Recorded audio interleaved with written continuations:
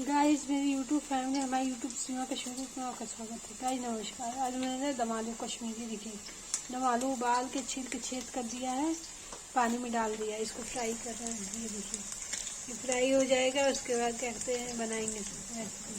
SIM पे fry कर रहे हैं, सिम पे अच्छे से फ्राई होता है।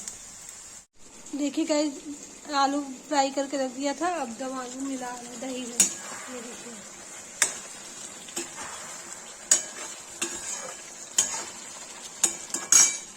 फ्राई करके रख दिया था।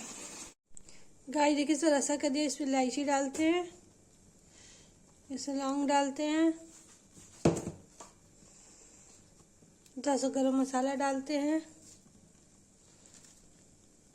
थोड़ा सा सौंफ डाल देते हैं, इसे चला देते हैं।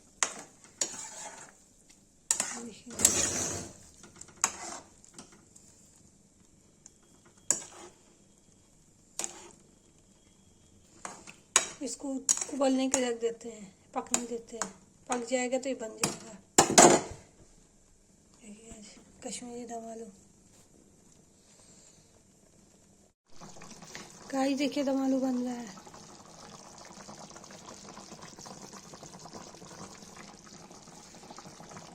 जब इसके अंदर रसा चल जाए, एकदम दम आलू बन जाएगा, तो इसको बंद कर देंगे।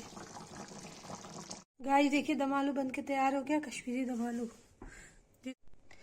गाइस देखिए, दम आलू बन के तैयार हो गया। Guys like comment share subscribe जो करे।